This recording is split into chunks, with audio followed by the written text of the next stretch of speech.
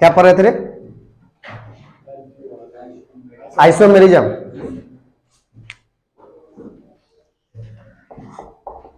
Isomerism. Iso का मतलब, iso का मतलब याद रखना, आइसो वर्ड का मतलब होता है सम, बराबर। आइसो वर्ड का मतलब सम। सम कौन वाला सम रे?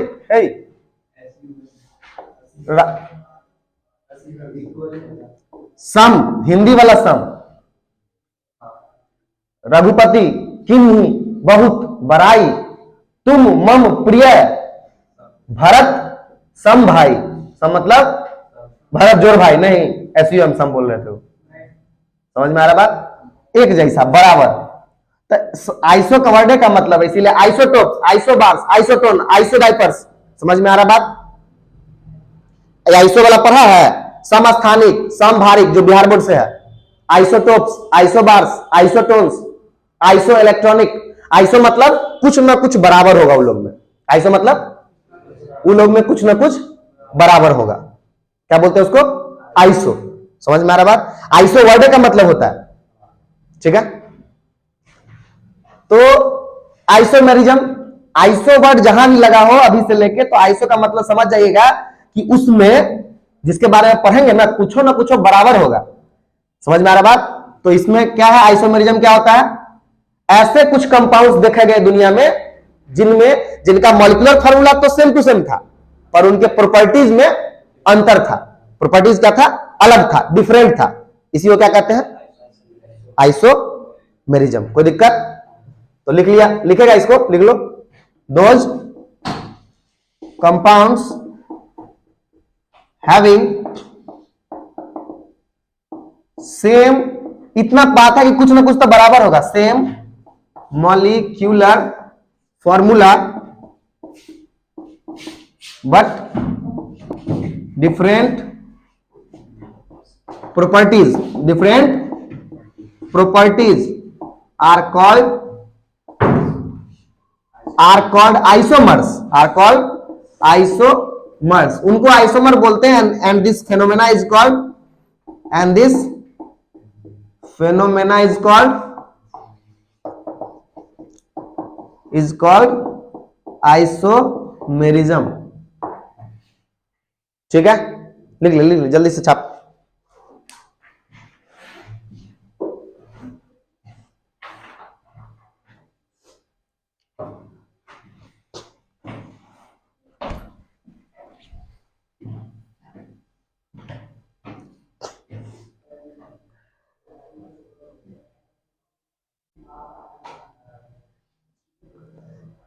इसमें टोटल 2 प्रकार का है, ऐसे देखो तो, और उसका टोटल मिलकर के 3 प्रकार है। एक का 2 प्रकार बन जाता है। एक स्ट्रक्चरल है, एक स्टीरियो है, स्टीरियो का 2 है, ज्योमेट्रिकल ऑप्टिकल। मेन तुमको इस क्लास में यहां पे मतलब 12th के में halo alkanes halo arenes chapter जो चल रहा है अपना, उसमें तुमको ऑप्टिकल के बारे में पढ़ना है।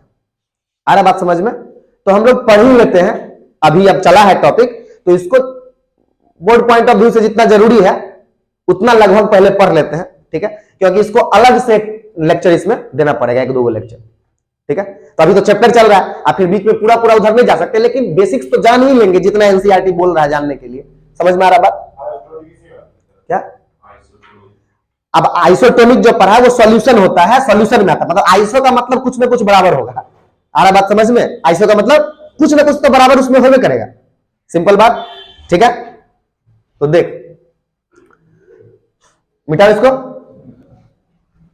अब वैसे ये टोटल कितने प्रकार का है? 2 प्रकार का। ब्रॉडली कितने प्रकार का है? प्रॉपर्टी में अंतर बहुत सारे रीजन से हो सकता है। अब बात को समझो, आप समझ में आएगा। प्रॉपर्टी में अंतर बहुत सारे रीजन से हो सकता है। उसमें एक रीजन कौन है? स्ट्रक्चर अगर अलग अलग होगा ना, अब बात पहले समझो। आइसो का मतलब बराबर है। क्या बराबर है? क्या बराबर है? Molecular formula. आइसोमेरिज्म पढ़ रहा है तो तुम्हारे दिमाग में क्या क्लिक होना चाहिए? मॉलिक्यूलर फॉर्मूला क्या होगा? सेम होगा। समझ में आ रहा बात? तो अब अंतर किस चीज में? प्रॉपर्टी अलग होगा। प्रॉपर्टी अलग किन किन वजहों से हो सकती है? सेम क्या है तुमको ध्यान रखना है, क्या सेम है? Molecular formula. प्रॉपर्टी अलग किन किन वजहों से हो सकती है? स्ट्रक्चर में अंतर के कारण। समझ में आ रहा बात? इंटरनल अरेंजमेंट में अंतर के कारण, होने के कारण। समझ में आ रहा बात? इंटरनल क्या बोलने का? अरेंजमेंट अंतर होने का, इंटरनल एंड एक्सटर्नल बोथ। समझ में आ रहा बात? तो इसके कारण ये जो है सो कितने पार्ट में बांटा गया है? कौन कौन? एक आता है स्ट्रक्चरल और अगला है स्टीरियो। स्टीरियो का कल मतलब भी बताया था क्या? स्टीरियो का मतलब याद कर। नहीं, स्टीरियो का मतलब बताया था राइट लेफ्ट से बताया था, याद करो कि तुम उसके लेफ्ट में था और उसके बाद इधर आ गया तो तुम उसके लेफ्ट में होगा, इसी प्रकार का एग्जांपल दिया था। समझ में आ रहा बात? एक ही के अलग अलग ओरिएंटेशन में रहने के कारण, एक कोई है, एक बार उसके हम राइट में थे तो कॉन्फ़िगरेशन तो बदला ना, राइट से लेफ्ट में आ गए तो कॉन्फ़िगरेशन तो उसका बदला ना, चेंज हुआ ना। अगर उसमें होने के कारण हो तो उसी को क्या कहते हैं? स्टीरियो। ये दो प्रकार का है। ये क्या है? दो प्रकार का है। ज्योमेट्रिकल बताया भी था, ज्योमेट्री कैसे अंतर होती है सेम चीज का? 3 लेंथ 6 ब्रेथ। समझ में आ रहा बात? 3 ब्रेथ 6 लेंथ। समझ में आ रहा बात? याद करो वो, ठीक है। ज्योमेट्रिकल अगला ऑप्टिकल, ज्योमेट्रिकल एंड ऑप्टिकल। कोई दिक्कत? अब बात को समझो। स्ट्रक्चरल आइसोमेरिज्म चेन, कौन कौन था रे? चेन, पोजीशन, फंक्शनल, टॉटोमेरिज्म, समझ में? मेटामेरिज्म, ये सब एक अलग टॉपिक है। क्लास 11th, ये पूरा पूरा किसका है? क्लास 11th में आपको पढ़ना है। एनसीईआरटी के जो चैप्टर्स हम बताए, लास्ट 2 जो चैप्टर है उसी दोनों में, जीओसी और इसमें मिला करके पढ़ना है। ये इसका ज्योमेट्रिकल वाला पार्ट भी उसमें पढ़ना है, हाइड्रोकार्बन वाले चैप्टर में, लास्ट चैप्टर में। ऑर्गेनिक का दिया हुआ अच्छे से, सिस एंड ट्रांस, ठीक है। ऑप्टिकल वाला एनसीईआरटी के अकॉर्डिंग यहीं पे पढ़ना है। समझ में आ रहा बात? तो अब थोड़ा सा हम लोग चले आते हैं, ये ऑप्टिकल आइसोमेरिज्म होता क्या है, थोड़ा सा जरूरी है जानकारी भी रख ले कि इसमें क्या बात है। तो देखो, मॉलिक्यूलर फॉर्मूला तो सेम होगा सबका। अगर स्ट्रक्चर अलग हो गया, उसके स्ट्रक्चर के डिफरेंट होने के कारण प्रॉपर्टी अलग हुआ, तो उसको क्या बोलेंगे? Structural isomerism. समझ में आ रहा बात? पोजीशन, रिलेटिव पोजीशन, रिलेटिव मतलब तुलनात्मक रूप से एक एटम का पोजीशन दूसरे के रिस्पेक्ट में अगर बदल गया तो उसके कारण अगर जो अरेंजमेंट आता है उसी को क्या बोलेंगे? स्टीरियो। समझ में आ रहा बात? इसी में एक ज्योमेट्रिकल, एक ऑप्टिकल। ज्योमेट्रिकल जनरली हम लोग बेसिकली एल्कीन के लिए पढ़ते हैं। किसके लिए? एल्कीन के लिए। अब आ जाते हैं ऑप्टिकल पे। तो पहले ऑप्टिकल आइसोमेरिज्म का मतलब क्या है देखो। वैसे अगर तुम देखोगे ना ऑप्टिकल में, तो ये पहली बात तो ये होता क्या है? प्रॉपर्टी अलग, मेन कहानी फिर वही, मॉलिक्यूलर फॉर्मूला सेम, लेकिन ये जो प्रॉपर्टी है, ये प्रॉपर्टी किस मायने में अलग? कौन सा वाला प्रॉपर्टी अलग? क्या बॉइलिंग पॉइंट अलग हो गया? जैसे इस दोनों का याद करो, ज्योमेट्रिकल का एग्जांपल दिया था सिस ट्रांस का, क्या बॉइलिंग पॉइंट अंतर हो गया था? याद करो, सिस और ट्रांस दो बनाया था कल। इसमें भी बताया था, स्ट्रक्चरल में भी पेंटेन का बताया था, उसमें भी क्या बोला? सबसे नीचे वाले का याद कर मेरे, इन्हें बनाया था।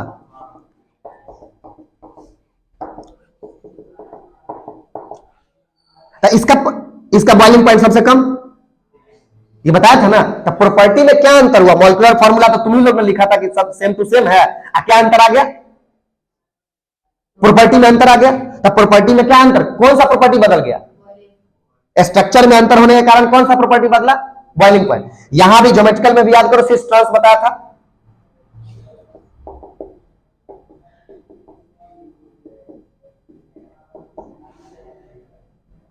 ठीक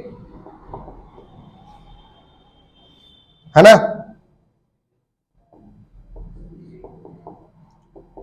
अगर सेम ग्रुप एक साइड लगा हो तो इसको बोलते हैं सिस फॉर्म, और सेम ग्रुप डायगोनली अपोजिट लगा हो तो ट्रांसफॉर्म। बताया था कि इसका बॉइलिंग पॉइंट जो है सो इसका ज्यादा होगा, इसका कम होगा। अब क्या है कैसे है तो हम बताएंगे कि अलग से एक टॉपिक चलाएंगे, उसमें डिस्कस कर लेंगे क्यों। ठीक, इसमें जो है सो वैसा बात नहीं है, इसमें कुछ अलग बात है। लाइट के प्रेजेंस में, समझ में आ रहा बात, एक ही तरह का मॉलिक्यूलर फॉर्मूला, एक ही तरह का स्ट्रक्चर अलग अलग रूप दिखाता है। यह है टफ कहने के लिए, अगर नहीं समझेगा तो टफ है। पहली बात समझिए, ऑप्टिकल आइसोमेरिज्म किस मायने में प्रॉपर्टी अलग डिफरेंट करता है मॉलिक्यूलर फॉर्मूला से।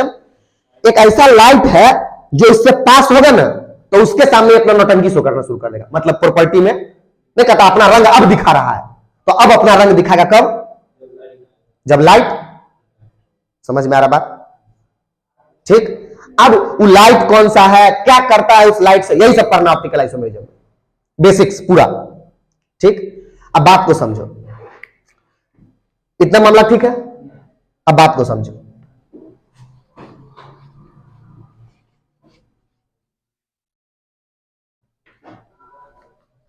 कौन क्या कैसे क्या है कहानी, उस बात को समझो।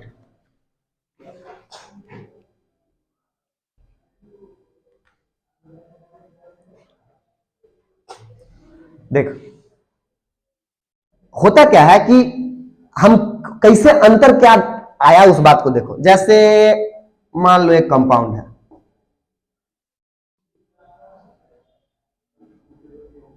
CH3 नीचे कर दे,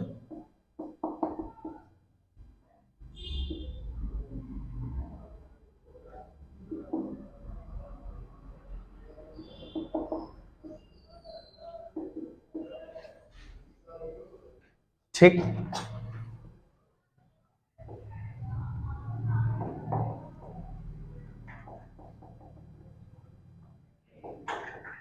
जान क्या हम ऐसे बना रहे हैं, इसका नॉर्मल नाम लिखता,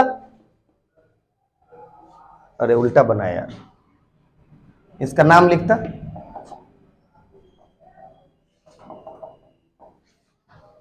इसका भी नाम लिखा, इसका भी नाम लिख, इसका क्या नाम होगा, अरे कार्बन क्या है, अरे कार्बन कितना है, दो कार्बन नहीं है, तो दो कार्बन उसी को नाम लो भरिया दिए हैं पूरा, इस प्रकार का बात नहीं है।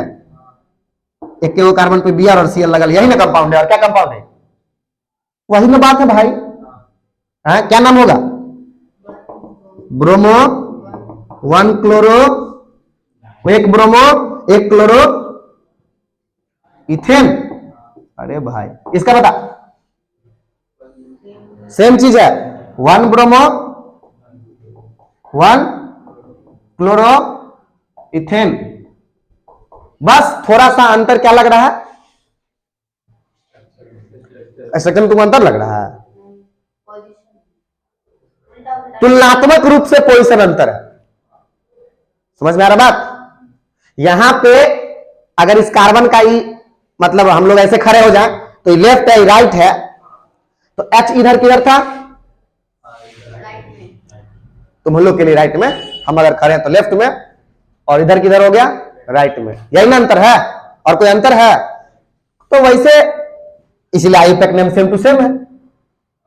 अब बात समझो, एक स्पेशल प्रकार का लाइट, बात पे गौर करना, एक स्पेशल प्रकार का लाइट को जब इस कंपाउंड से पास कराएगा, इस कंपाउंड से पास कराएगा मतलब एक बोतल रख ले, उसमें ये कंपाउंड को घुला दे, इसका सॉल्यूशन बना ले और उसको लाइट को पास करा, समझा, एगो ऐसा वाला भी ले ले, ठीक। अब बात समझो, तो हम रखे 1 ब्रोमो 1 क्लोरो इथेन, हमको तो भाई ये कंपाउंड दिख रहा है ऐसा नाम का, तो हम जब इसको रखे ना पानी में मतलब सॉल्यूशन बना करके, और उसमें से एक स्पेशल लाइट के बारे में भी जानेंगे, पास कराए ना, तो लाइट पहले ऐसे पास करा, हम यहां से टॉर्च जलाए, यहां पे बीकर रखा हुआ था, ऐसे पास किया तो लाइट कैसे जा रहा था, इससे पास होने के बाद लाइट ऐसे घूम गया, या तो इधर अपना ओरिजिनल रास्ता से, या तो दाहिना या बामा, राइट और लेफ्ट घुमा, क्या घुमा वो तो चेक करने पे पता चलेगा, लेकिन घूमेगा किधर, या तो राइट घूमेगा या लेफ्ट घूमेगा। हम लोग आश्चर्यचकित रह गए। और कुछ कुछ ऐसे भी ये मिले 1 ब्रोमो 1 क्लोरो, इसी का दूसरा सॉल्यूशन जब बनाए, तो अगर मान लो कि ये वाला जो है एक सॉल्यूशन राइट घुमा दिया, तो कुछ ऐसा भी 1 ब्रोमो 1 क्लोरो इथेन का ही सॉल्यूशन मिला जो उस लाइट को किधर घुमा दिया, लेफ्ट। हम लोग आश्चर्यचकित रह गए, कि क्या बात है भाई, तो लाइट के साथ गेम कर रहा है। समझ में आ रहा बात? अब वो कौन सा लाइट, क्या ये वाला लाइट ना, स्पेशल लाइट है वो। पहले इस लाइट को समझिए, ऑप्टिकल एक्टिविटी या ऑप्टिकल आइसोमेरिज्म ये क्या है। समझ में आ रहा बात? कहने का मतलब कि आइसोमेरिज्म का मतलब है कि सेम मॉलिक्यूलर फार्मूला, शैतान अरे शैतान इधर देख, सेम मॉलिक्यूलर फार्मूला और डिफरेंट स्ट्रक्चरल फार्मूला, आइसोमेरिज्म का तो यही ना मतलब है।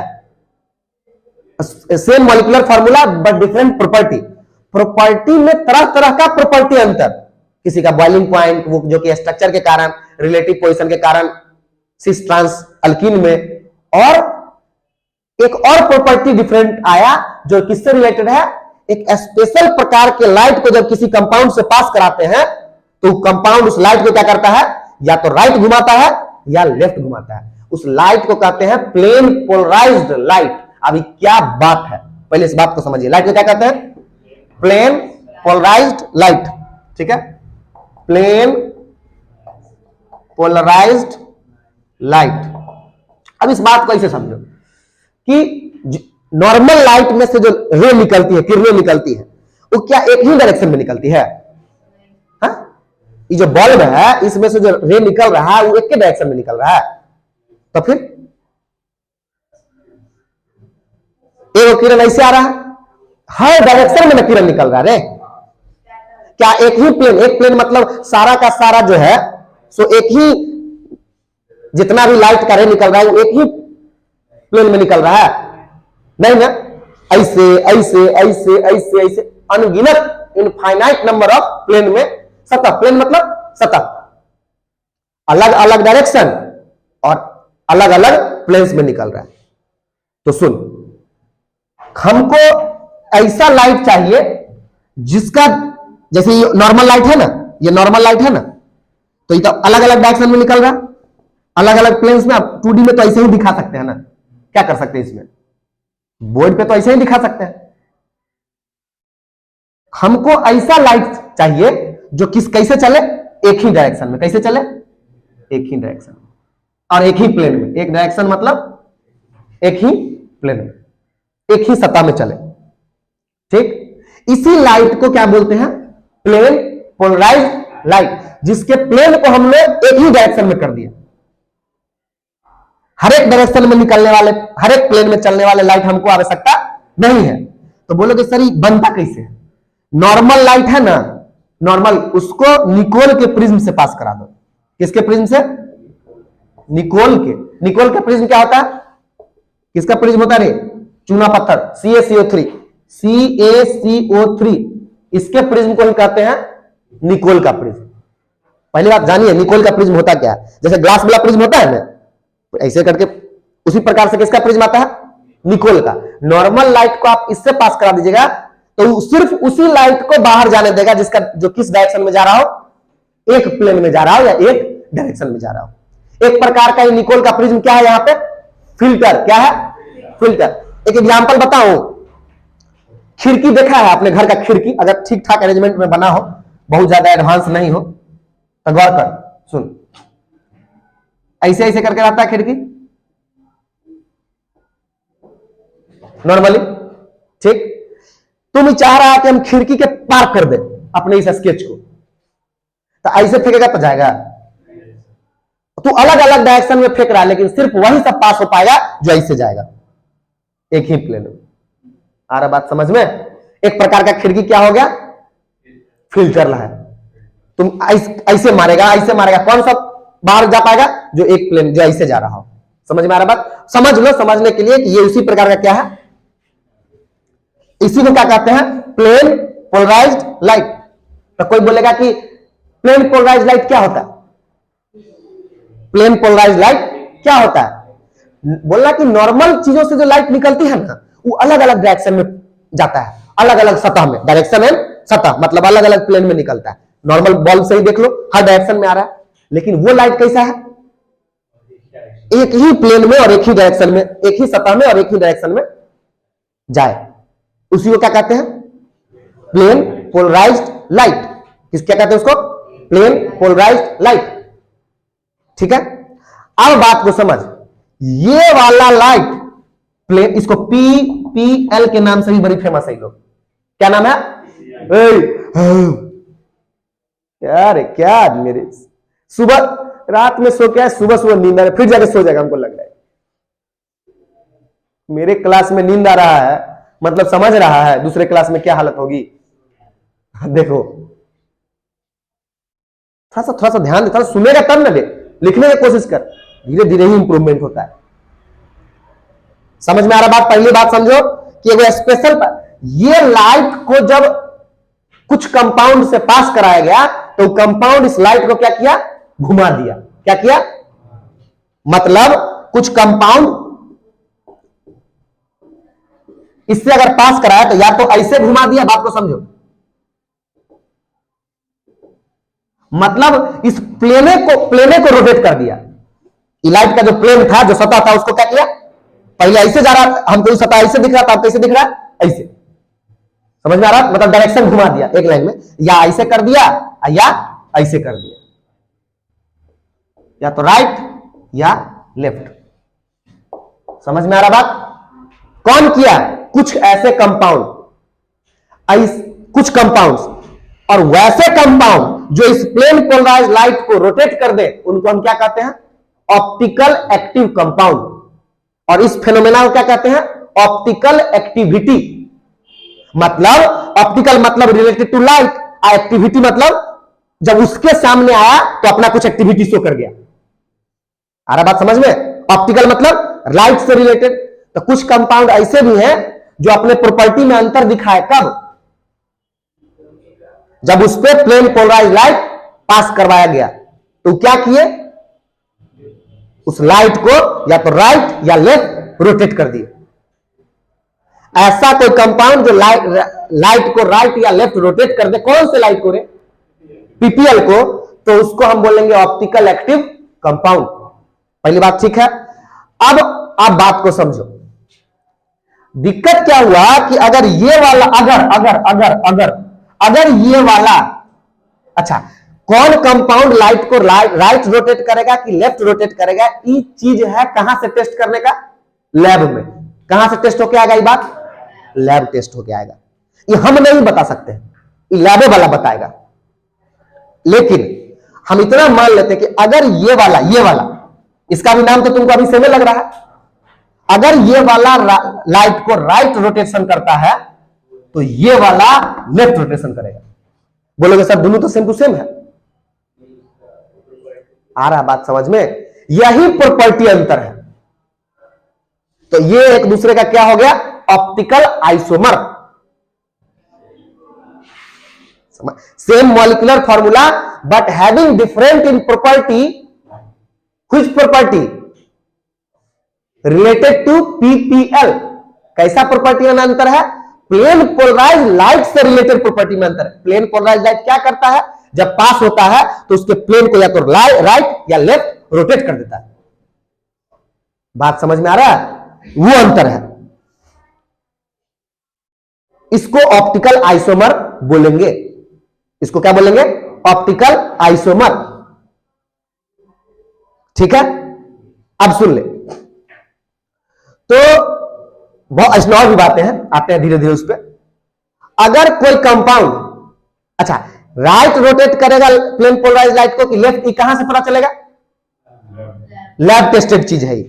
ठीक, अब अगर कोई राइट रोटेट कर दिया, इस अरेंजमेंट को पोलरियोमीटर कहते हैं। पोलराइजर या पोलरियोमीटर। समझ में आ रहा बात?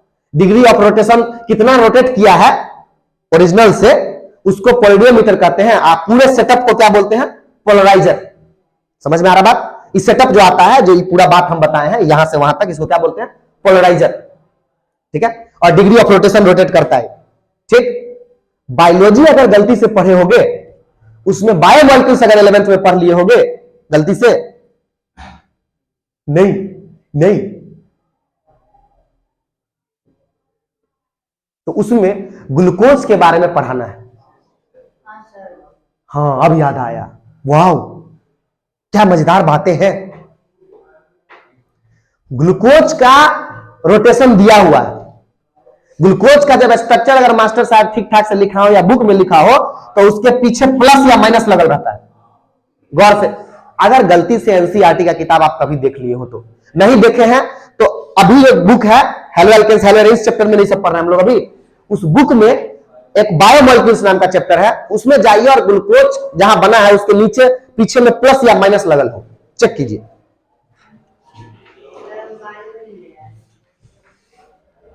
केमिस्ट्री वाला में देखिए उसमें भी है बायोमोलिक्यूल्स मिला।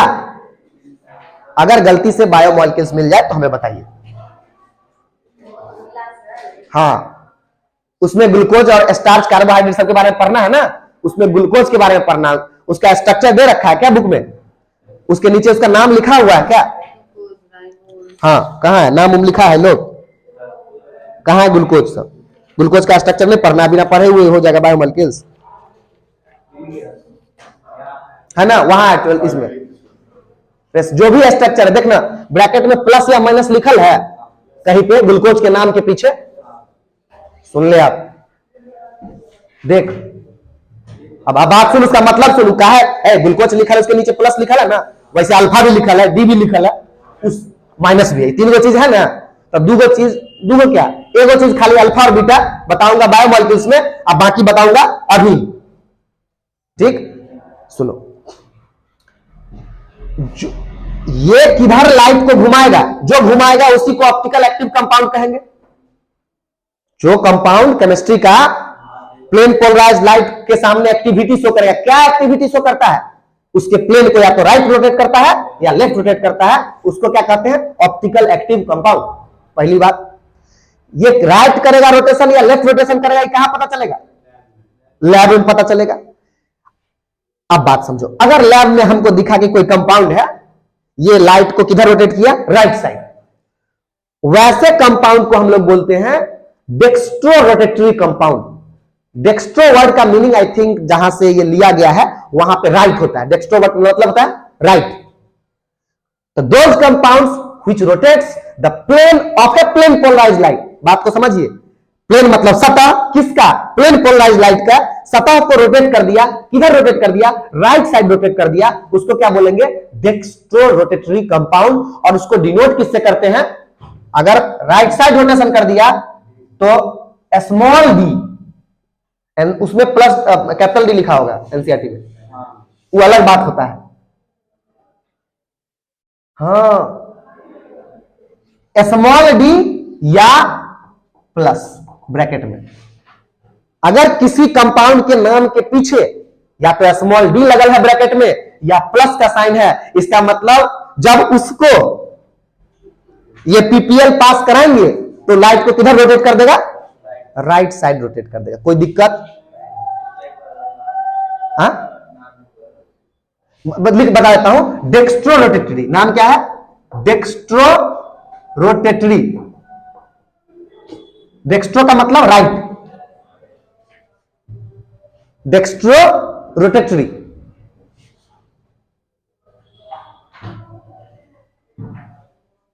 डेक्स्ट्रो रोटेटरी, डेक्स्ट्रो मतलब राइट, ठीक। और अगर कोई कंपाउंड प्लेन पोलराइज्ड लाइट को लेफ्ट में रोटेट कर दिया तो उसको बोलेंगे लीवो रोटेटरी। क्या बोलेंगे, levo rotatory, levo rotatory. Left, जो लाइट के प्लेन को किधर रोटेट कर दिया, लेफ्ट साइड, और उसको डिनोट करेंगे या तो स्मॉल एल यार लिखिए लीजिएगा, small D and small L, क्योंकि कैपिटल डी का मतलब और कैपिटल एल का मतलब अलग होता है, वो दूसरा बात है। Small D and small L और ब्रैकेट में माइनस, एकदम सही। किससे डिनोट करते हैं, माइनस से। कोई दिक्कत? इतना मामला ठीक है? तो डेक्स्ट्रो रोटेटरी, लीवो रोटेटरी, समझ में आ रहा बात? अब ग्लूकोज के स्ट्रक्चर के पीछे जो प्लस या माइनस लगा है इसका मतलब समझा? अब आ रहा बात समझ में, क्या बात है, वो लैब टेस्ट करके लिखा गया है, लैब में टेस्ट करके। प्लस है मतलब कैसा रोटेशन है उसका, समझ में आ रहा बात? ठीक। वहां कैपिटल डी लिखल है और कैपिटल एल, उसका मतलब अलग होता है, वो बायोमोलिक्यूल्स में ही बताऊंगा। अल्फा और कैपिटल डी, कैपिटल का मतलब, चीजें जानना जरूरी है। सिंपल कोई बात नहीं है कि हम 10 मिनट में पढ़ा के निकल जाएंगे, बिल्कुल नहीं। देखिए तखनी से बोले जा रहे हैं, कखनी से, तखनी से फ्रॉम दैट टाइम, अंग्रेजी में। इतना मजा ठीक है। अब एगो बात आता है कि सर जी एगो बात बताइए, हम लोग प्रिडिक्ट कैसे कर सकते हैं? प्रिडिक्ट मतलब भविष्यवाणी, भविष्यवाणी मतलब थोड़ा सा अंदाजा कि सोच करके कि कौन ऑप्टिकल एक्टिव होगा, राइट रोटेट करेगा कि लेफ्ट, तो लेफ्ट वाला बात हो गया। कम से कम रोटेट करेगा कि नहीं, ये बात हमको कैसे पता चलेगा? आ रहा बात समझ में? समझ में आ रहा बात? हमको कैसे मालूम? हम कोई कंपाउंड देके कैसे बताएंगे? अगर आप ये कंपाउंड का नाम दे दीजिएगा हमको स्ट्रक्चर, तो हमको कैसे पता चलेगा? हम सबको लैब में लेके जाएंगे? समझ में आ रहा बात? उसका भी कोई है इंडिकेशन क्या? देखो है इंडिकेशन, याद रखना। एक टर्म आता है, बात को समझो। अब इतना देखो, इतने बात को एक पार्ट में रखो। अब जो बात बताएंगे वो अलग पार्ट को और उस बिंदु को ज्वाइन कर लेंगे, समझा? बात को पहले समझो। अरे बहुत बात है, रुकना। 27 कई गो लिखा है सिमेट्री का? 27 गो है टोटल। 4 गो 5 गो लिखा के छोड़ा होगा, पढ़ाना ही नहीं है। 6 गो लिखा है ना, 27 गो टोटल। 27 एलिमेंट्स ऑफ सिमेट्री है। काहेला जो जरूरी का बात है वो हम बता देंगे, ठीक है? तुम टेंशन मत ले उसका, ये सब हमको आता है, आता है। थोड़ा सा बता दें क्या करें, तू टेंशन मत ले उसका ठीक है? सुन बात समझ। मेन बात याद रख, लिखाना इंपॉर्टेंट बिल्कुल भी नहीं है। नेट पे बहुत सारा उपलब्ध नोट्स, एलन का, बिलन का, सबका नोट्स उपलब्ध है। उसे क्या होना जाना है, वो तुमको समझ में आ रहा है कि नहीं, उसमें समय लगता है। एगो छोटा सा बात समझा रहा है जो एनसीईआरटी दिया, उसी में तो इतना मेहनत लग रहा है। समझ में आ रहा बात? वो लोग नींद आ रहा है, निमिया के डाही मैया, रक्षा सभा।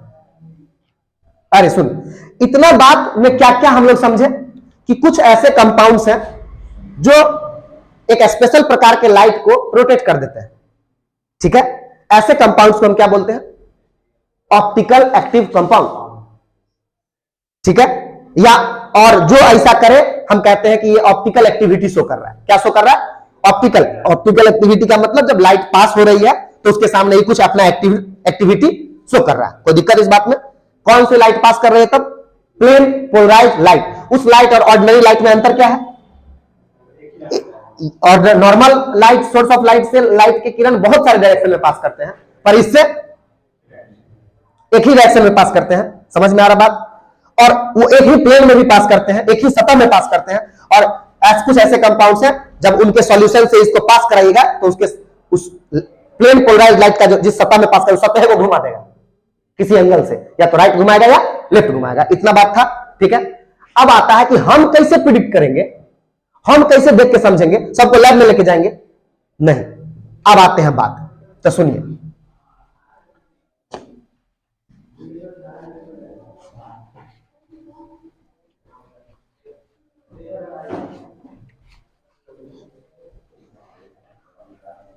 For a compound to be an optically active, there should be a chiral carbon present in that.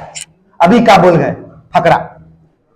किसी कंपाउंड को अगर ऑप्टिकल एक्टिव होना है, ये सब काम करना है, तो उसके पास एक चीज होना चाहिए, कायरल कार्बन। क्या होना चाहिए? कायरल। अब ये क्या मामला है? ये कायरल कार्बन क्या है? अब इसको समझेंगे। इतना बात तो समझ गए कि कौन करेगा। अब हम आ रहा है कि हम कैसे प्रेडिक्ट करेंगे, हम कैसे बुझेंगे कि इसमें लाइट को रोटेट करेगा नहीं करेगा। उसके लिए अब हम लोग के लिए है क्या कि किसी कंपाउंड के पास अगर वो करेगा तो उसके पास क्या होना चाहिए? Generally normal. बहुत सारा क्राइटेरिया, उसमें सबसे नॉर्मल क्राइटेरिया क्या है? उसके पास क्या होना चाहिए? कायरल कार्बन होना चाहिए। समझ में आ रहा बात? अब आता सर जी कायरल कार्बन है क्या? ठीक है, बात समझिए। पहली बात, कायरल कार्बन होने का मतलब सबसे पहला क्राइटेरिया, कोई कायरल कार्बन तब कहेंगे जब उसके पास कितना बाउंड होना चाहिए? 4 सिंगल बाउंड। कितना होना चाहिए? इसी को 4 गो सिंगल बॉन्ड उस कार्बन से जुड़ा हुआ होना चाहिए। उस कार्बन के पास क्या जुड़ा होना चाहिए? 4 ठो सिंगल बॉन्ड। समझ में आ रहा है? उस कंपाउंड में आप सर्च कीजिए, अगर आपको चेक करना है ना कि कोई कंपाउंड हम दे दिए, जैसे नाम लिखने के लिए देते हैं कि ये ऑप्टिकल एक्टिव होगा, तो हमको कैसे पता चलेगा उसके पास क्या होना चाहिए? कम से कम एगो कायरल कार्बन क्या होना चाहिए? उसके पास होना चाहिए। ठीक, एगो कायरल कार्बन है मान लो, उसके लिए हम कैसे चेक करेंगे कि